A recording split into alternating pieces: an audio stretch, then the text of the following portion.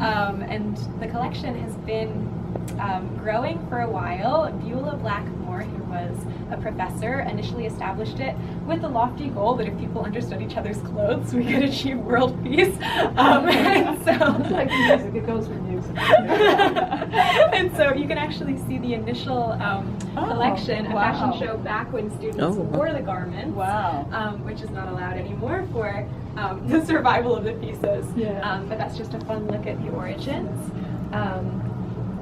So the student research assistants who were lucky enough to work here do a number of jobs. We photograph things and work through the archive, accessioning new materials.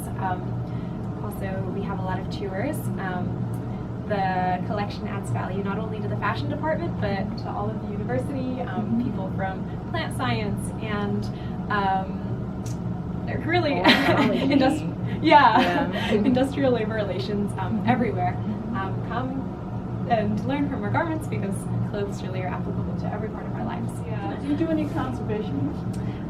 We do some. An alum generously donated a really complicated 20s gown and also my work-study wages. And so I was lucky enough to have the opportunity to restore this. It was super heavy because it's glass beads and it was set on silk, and silk it disintegrates. And it can't be stored hung up. It has to be laid flat. Oh, I'm sorry. I was half of the room. Wow. So this was recently put on display at Lyndhurst Manor, which is in Terrytown. Right. Wow.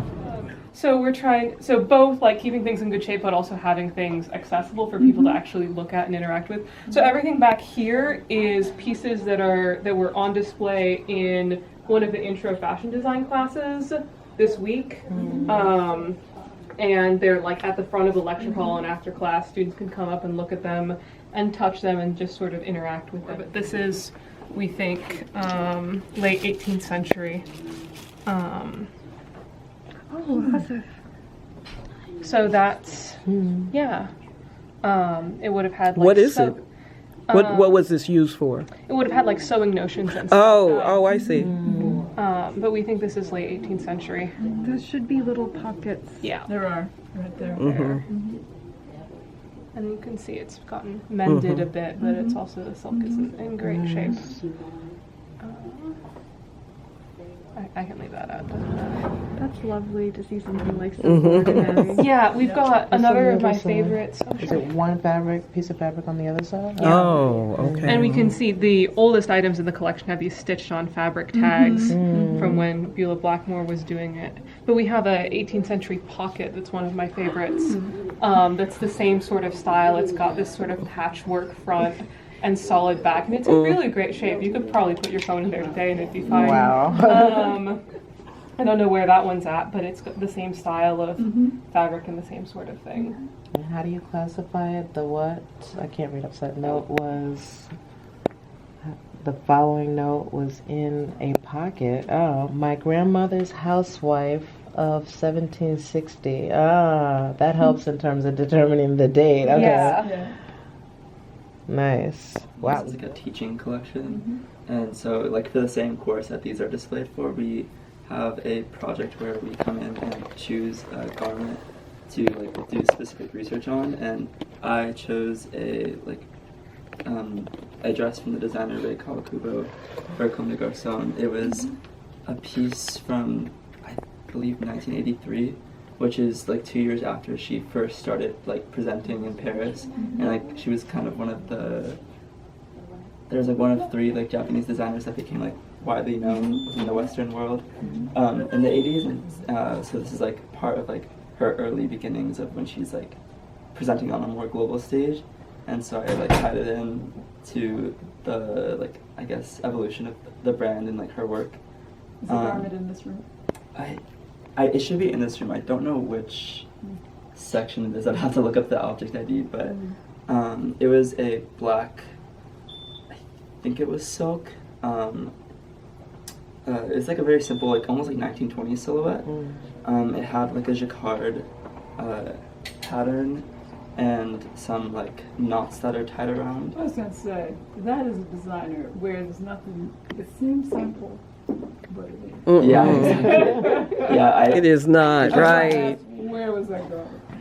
Yeah, it was definitely, because I think when she first started, a lot of her work was, I would say now it's very bold silhouettes. I think she first started, it was seemingly simple, but just like that reflected in her like upbringing and just like connecting with, I guess, more authentic Japanese design rather than like appealing to what I guess the West had already liked, especially in the 80s, which is a lot more like very like bold, like sharp silhouettes and like form-fitting clothes, and then there she is like showing things that are much Baggy. looser. Yeah. I love Baggy the sneakers. Yeah. What are we unveiling here? Andre Leontali's. Yeah. Oh, Pull wow. it up. Yeah. In just a second, but I wanted, so being a teaching collection, when I teach draping in the spring, one of the assignments I give students is to come in here and pick 3 pieces without a preconceived idea, but just 3 things that draw their eye and come up with an original design. And so a student last year was really drawn with the pleating technique on the front. Wow. And so she came up with this. Maya did this. Maya Avril. Wow. So entirely different silhouette than a caftan. Right, Looks but- amazing on the butt, but you can imagine how Yeah. this would work on a form. But she actually started by draping all the pleats in muslin on a form, and you can see that they change in width. In right, and then right, built right, the right. rest of the dress off of that pleating technique. Wow, what was that used for? This was a dress, so I teach draping in the spring, and this is a caftan that belonged to Andre Leontali that we acquired just almost 2 years ago now. But in this class, I task students with coming into the collection and picking at least 3 things to draw inspiration to create an original design. And this particular student, Maya Avril, was intrigued by the pleating technique here, and so came up with this. Wow. And again, I'm sorry that but imagine it on a great. form, and then this goes across the bust. And Stunning, and yeah. But yeah, figuring out all these pleats, but then it's also inspiring to see where students start with an idea, right? So just taking the pleats here and situating that on the body form, and then this whole idea was built from that. What does that say on the tag? Torloraway, so that was done by Patience Torloraway, who is a Nigerian designer that Andre Leontali wrote about in his memoir. I've not read it, but I guess there's a mention. I'm going to just lay this down. But we can pull out the... At a distance, those pleats look like cuts. Yes, exactly. Trying to figure out how to do this most carefully. Oh. It's quite large. So I believe he was 6'8". Yeah. Yeah. So anyway, but yeah. They actually look like gills, which Yeah. makes it even really interesting. You get like this amphibian kind of effect. I just So love that it's on amazing. this wall seam. And Right. the center translated as a tie. Yeah.